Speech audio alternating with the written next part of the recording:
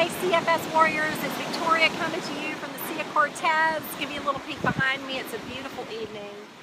And I just want to talk to you about something kind of personal about why I looked outside the box when it came to CFS.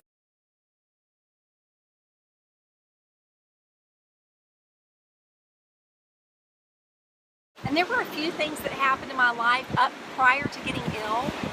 And I just want to start out by saying I am so thankful for good doctors and good medical help when we need it.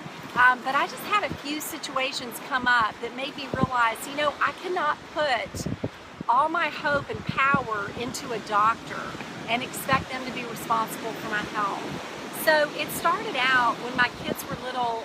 My daughter had ear infections all the time, one after the other. It was antibiotic, antibiotic, antibiotic, and this went on for about a year.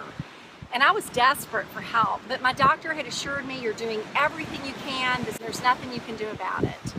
And you know, I didn't really believe that. I thought, you know, there's got to be something we can do. And so we're people of faith, so we prayed and we believed we would find an answer. And it was interesting because I had a friend that mentioned to me that her son had no more ear infections because they'd gone to a naturopath. Woo, you know, that was like, okay, that's outside regular medical stuff. But I went to this woman and she said, oh, this will be easy. We'll take her off dairy, wheat, eggs, oranges.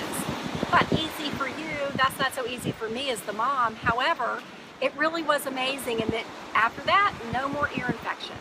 So it was interesting to me that she went to the source of the cause. She didn't try to treat a symptom like with antibiotics and the problem. She was just going to what's causing this at the root and let's take care of that.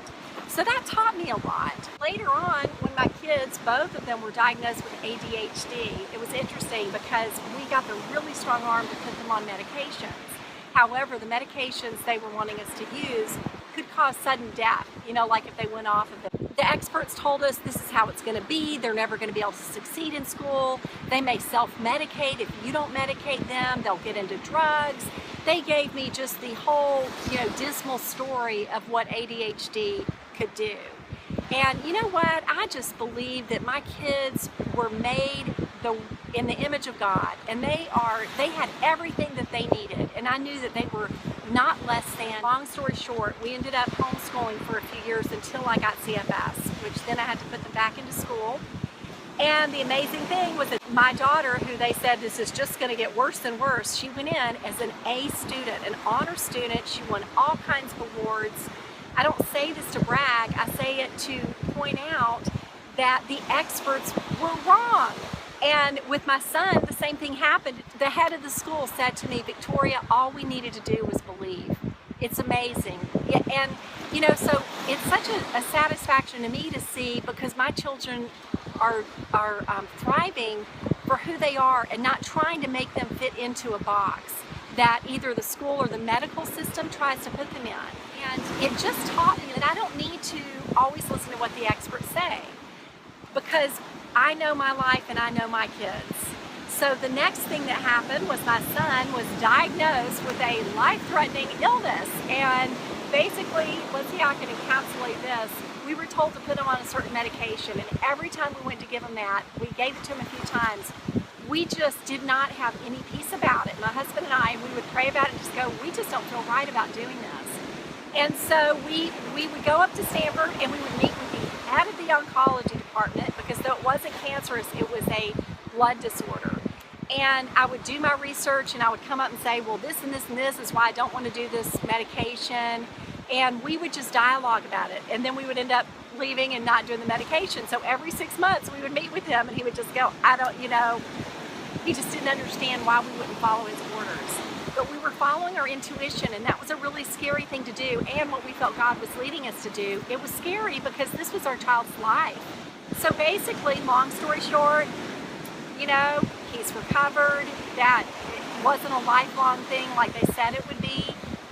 He actually got pneumonia at one point, went to the hospital, and his neutrophil counts, which is what it was related to, were sky high, and the doctor said to me, I don't understand it. How could his neutrophils be normal and working? And I said, it's the power of prayer. And he said, I don't understand that either.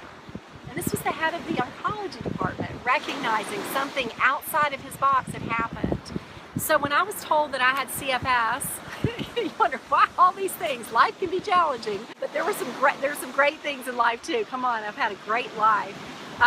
When I was diagnosed with CFS and I heard, oh, but there's nothing we can do for you, I knew. I don't stop there. That doesn't mean there is no answer. That just means that they don't have the answer. So that's why, most of my resources that you'll find are very holistic, and they come from a different perspective than the typical medical route. Nothing wrong with doing medications if you're being led to do that and that's something that you want to do. I just am coming from a perspective of saying, look outside the box too. Never allow an expert's opinion or a doctor's opinion to dictate your future, because words have power, and when they declare that over you and you take it and you believe it, you'll never get better.